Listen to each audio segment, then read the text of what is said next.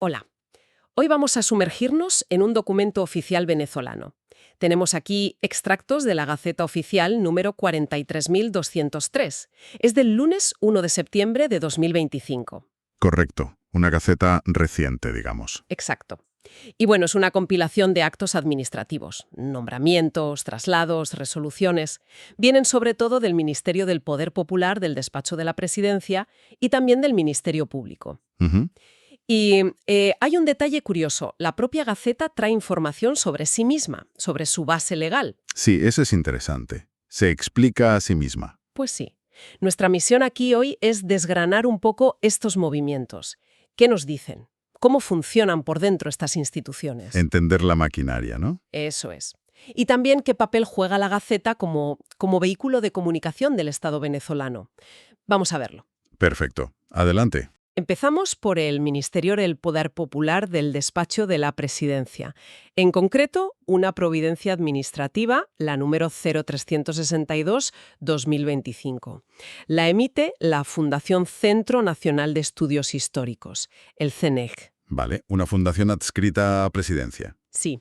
Y esta providencia designa a Luisa Josefina Castillo Briseño con cédula V-6241775 como gerente de planificación, presupuesto y organización.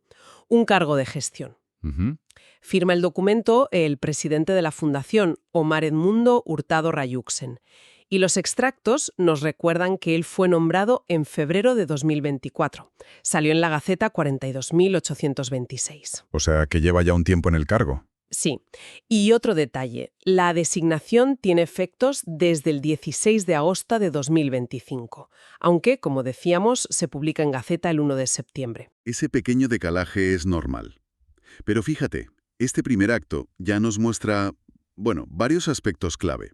Primero, la formalización. Un cargo directivo, incluso en una fundación, necesita esto: la publicación en Gaceta. Para que sea válido, claro. Exacto. Para que tenga plena validez legal. Sin la publicación, pues, el nombramiento no sería efectivo frente a terceros, digamos. Entendido. No es solo un papel interno. No. Es el sello oficial que lo convierte en un acto administrativo con todos sus efectos jurídicos. Y es interesante también ver la base legal que citan. Sí, lo mencionabas antes. Claro, citan el acta constitutiva de la Fundación, la Ley del Estatuto de la Función Pública, la Ley Orgánica de Procedimientos Administrativos. Esto no es porque sí. Demuestra que todo sigue un cauce formal, ¿sabes? Dentro de un marco normativo. Muestra la arquitectura legal que hay detrás. El procedimiento. Bueno, pues cambiamos de ministerio. Nos vamos al Ministerio Público. Aquí hay un bloque de resoluciones, todas firmadas por el fiscal general Tarek William Saab. Ajá, el fiscal general. Y aquí vemos movimientos de personal, traslados y también designaciones. Hay dos resoluciones, la 1289 y la 1290 del 20 de agosto de 2025. Y parecen, un espejo la una de la otra, casi un intercambio. A ver, cuéntame. En la primera, la 1289, Lisnel Alexandra Piñango Becerra es trasladada. Va como fiscal auxiliar interino a la Fiscalía 16ª del Área Metropolitana de Caracas. Vale. Y le asignan competencia plena y en delitos de homicidio graves y contra la propiedad. Palabras mayores. Sí, una competencia amplia y seria. Venía de la Fiscalía 34ª. De acuerdo. Río Solmedillo es trasladada como fiscal auxiliar interino a la Fiscalía 34ª, la de donde venía la otra fiscal. Claro, el cruce. Exacto. Y a ella le dan competencia plena y en delitos menos graves. Y claro, procedía de la Fiscalía 16ª, la que ahora ocupa Piñango Becerro. Pues sí, un enroque en toda regla. Este tipo de traslados cruzados, son habituales en organizaciones así de grandes. ¿Y a qué pueden deberse? Pues a varias cosas. Podría ser una reorganización, para equilibrar mejor las cargas de trabajo, por ejemplo. O quizás para ajustar el perfil de las fiscales a lo que necesita cada despacho. Fíjate que las competencias son distintas. Sí, una para delitos más graves, homicidios, y la otra para menos graves. Claro, eso puede requerir enfoques o experiencias diferentes. O podría ser también parte de un plan de carrera, para que cojan experiencia en distintas áreas. También, ciertamente. La rotación es una forma clásica de desarrollo profesional en la carrera fiscal. Lo importante, en cualquier caso, es que estos cambios, aunque sean internos, pues afectan la gestión diaria de los casos en Caracas. Alteran los equipos. Exacto. Y ojo a la figura. Fiscal auxiliar interino. Sí, ¿qué nos dice eso? Pues sugiere una estructura jerárquica, con fiscales titulares y auxiliares. Y lo de interino podría indicar, bueno, quizá temporalidad en el puesto o una situación administrativa que aún no es definitiva. Interesante esa estructura y la posible temporalidad. Bueno, seguimos en el Ministerio Público. Avanzamos 2 días. 22 de agosto de 2025. Tenemos la resolución número 13.015 de euros. Vale. Aquí se designa a Dubraska del Valle Azuaje Pérez como directora de consultoría jurídica, Un puesto importante. sí, adscrito directamente al despacho del fiscal general. Y remarcan, es cargo de libre nombramiento y remoción. Ah, eso es clave. De confianza directa. Y un detalle, ella ya estaba ahí, era subdirectora en esa misma área. Así que es un ascenso. Claramente un ascenso. Y a un puesto neurálgico, diría yo. La consultoría jurídica es como el abogado interno del Ministerio Público. El que asesora al jefe, digamos. Exacto. Asesora a la máxima autoridad, emite dictámenes, revisa la legalidad de todo, y que sea de libre nombramiento y remoción confirma eso. Es un cargo de máxima confianza, personal y profesional. No llegas ahí por oposición, sino por designación directa. Y te pueden cesar igual. Y te pueden cesar igual, sí. Y además de nombrarla, la resolución le da bastante poder, ¿no? Dice que puede representar al Ministerio Público en todo el país. Sí, eso le da una autoridad importante para actuar en nombre de la institución. Y le delega la firma para asuntos rutinarios o de mera tramitación, Esa delegación de firma también es significativa. Es una medida de eficiencia. para no atascar al fiscal general con papeleo. Justo. Para descargarle de firmar trámites y que se centre en lo gordo, mientras se agilice el día a día de la consultoría. Y todo esto, de nuevo citando el Estatuto de Personal del Ministerio Público. Todo dentro de la norma interna. Refuerza la estructura de confianza y busca agilidad. Eso es. Tiene sentido. Y nos queda una resolución del Ministerio Público en estos extractos. Es la N-131-616, también del 22 de agosto. A ver, Esta implica otra delegación de funciones, pero en un área muy sensible. La disciplinaria. delicado. Sí, se delega en Patricia Antonieta Paredes Cabriles. Ella es directora de Recursos Humanos, pero encargada, ojo. Vale, directora de RRH, encargada. Pues se le delega la facultad de firmar el acto que inicia los procedimientos disciplinarios contra el personal del Ministerio Público. O sea, el pistoletazo de salida a un expediente. Eso es. Pero, eso sí, se establece muy claro que debe rendir cuenta de todos los actos firmados bajo esta delegación, directamente al fiscal general. Ajá. Esta delegación es particularmente interesante. Por un lado, parece que busca, centralizar y estandarizar cómo empiezan los expedientes disciplinarios. Poner esa firma inicial en manos de RRH puede agilizarlo y asegurar que se usen criterios uniformes. Al fin y al cabo, RRH maneja la info del personal. Tiene lógica administrativa, pero ¿no supone ceder mucho control en algo tan delicado como sancionar al personal? Ahí está la clave. La obligación de rendir cuenta ante el fiscal general. Esa frase no es un adorno. Asegura que el jefe sigue al tanto. Exacto. Asegura que, aunque la firma inicial se delegue para ir más rápido, la supervisión y el control último siguen arriba, en la máxima autoridad. El fiscal general tiene la última palabra y está informado de cada caso. Y de nuevo se invoca el Estatuto de Personal, el artículo 113, o sea, se hace dentro del marco legal interno. Es un equilibrio, entonces, entre eficiencia y control jerárquico. Sí, un equilibrio en un tema sensible, sin duda. Queda claro. Hemos visto nombramientos, traslados, ascensos, delegaciones, todo publicado aquí, en esta Gaceta. Y esto nos lleva de cabeza a la siguiente parte que a mí me parece fascinante. La propia Gaceta hablando sobre sí misma. Sí, es curioso cómo se autodescribe, ¿verdad? Totalmente. Dedica un espacio importante a citar artículos de la Ley de Publicaciones Oficiales. Nos dice que esta ley se publicó en una Gaceta extraordinaria, la 6.688, en febrero de 2022. Es reciente. Sí, de hace pocos años. Y es como si el propio instrumento se presentara. Hola, soy la Gaceta. Y funcionó así. Sí, algo así. El artículo 1, por ejemplo, define el objeto de la ley. Dice que es regular las publicaciones oficiales para garantizar 3 cosas. A ver. ¿Seguridad jurídica? Eso. Transparencia de la actuación pública. Ajá. Y el libre acceso del pueblo a su contenido. Pilares básicos. Fundamentales. Esta autodefinición es crucial. Nos está diciendo que la Gaceta no es un simple boletín burocrático. Su función es ser el garante de que las normas y actos del Estado se conozcan, transparencia, que su entrada en vigor sea clara, seguridad jurídica, y que cualquiera pueda consultarlos, acceso público. Es la base de la publicidad de los actos de gobierno.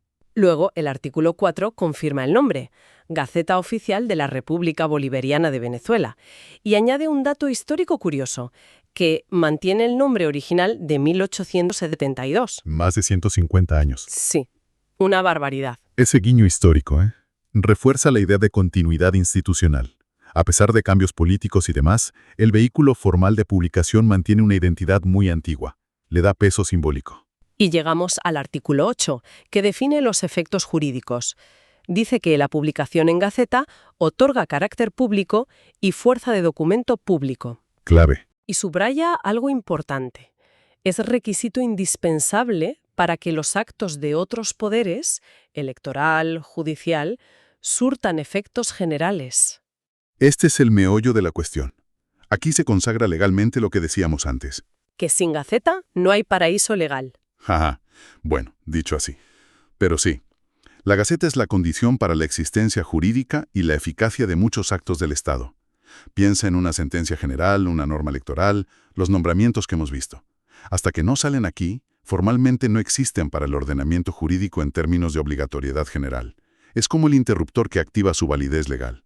Un interruptor legal. Me gusta la imagen. Sin esa publicación, el engranaje estatal se pararía, básicamente. Y la ley se adapta también a la tecnología. El artículo 9 habla de un sistema mixto, digital, automatizado y físico, impreso. Y dice que ambos tienen igual validez jurídica y generan los mismos efectos. Interesante esa dualidad. Y la gestión de esto recae en la vicepresidencia ejecutiva. Claro, reconoce la realidad digital, el acceso online, lógico en una ley de 2022, pero mantener el físico con igual validez puede ser por varias razones: tradición, asegurar acceso donde no hay buena conexión. O tener un registro físico tangible, más seguro quizás. Podría ser.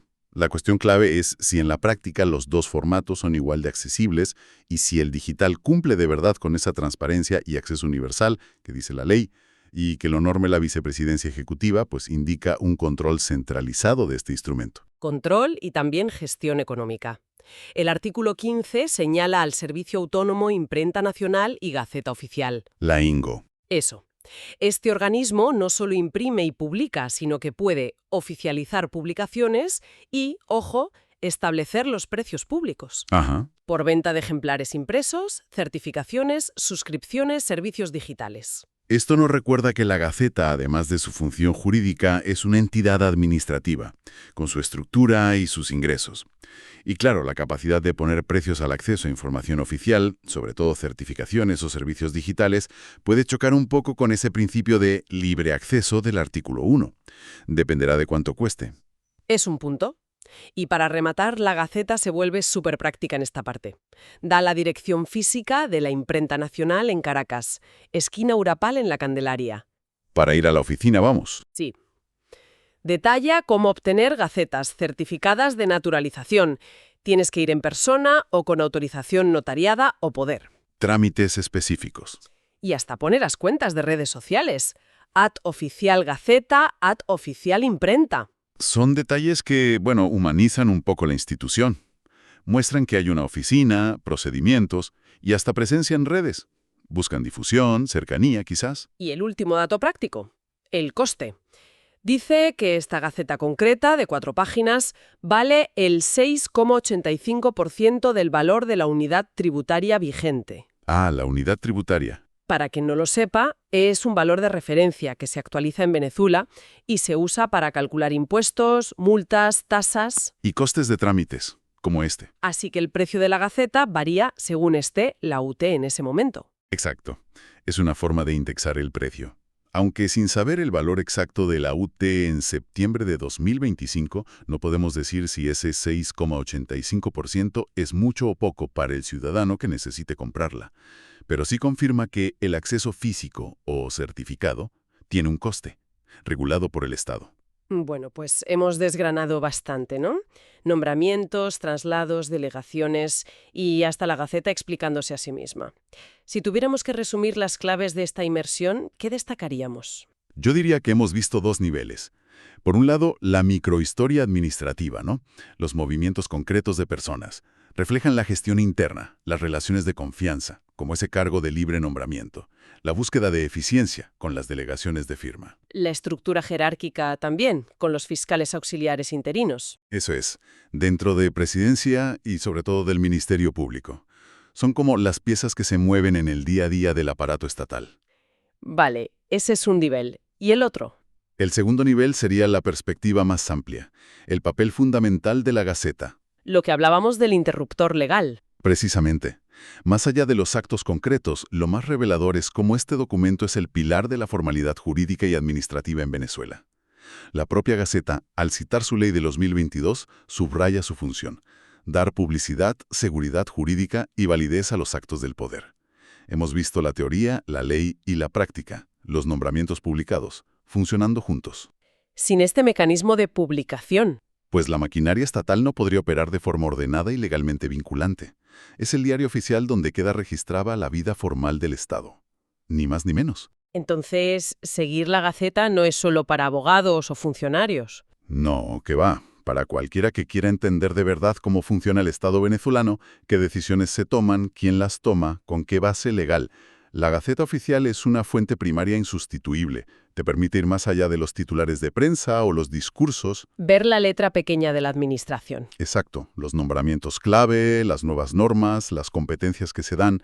Es una radiografía continua del Ejecutivo y de otros poderes también. Y esto nos lleva a una última reflexión, algo para, bueno, darle vueltas. A ver, Si aceptamos que la Gaceta es ese reflejo detallado y formal de la actividad del Estado, ¿podríamos usarla como una especie de barómetro? ¿un barómetro? ¿En qué sentido? Pues analizando no solo actos aislados, sino las tendencias a lo largo del tiempo, la frecuencia de ciertos decretos, los ministerios que más se mueven, donde se delegan más funciones. Ah, ya veo por dónde vas. Podríamos empezar a inferir las prioridades reales del gobierno, los cambios de enfoque o incluso tensiones internas, simplemente leyendo entre líneas la Gaceta semana tras semana. Es una pregunta interesante. Usar la Gaceta como un indicador de tendencias políticas o administrativas subyacentes. Pues ahí queda la pregunta para futuras exploraciones. Desde luego, da para pensar.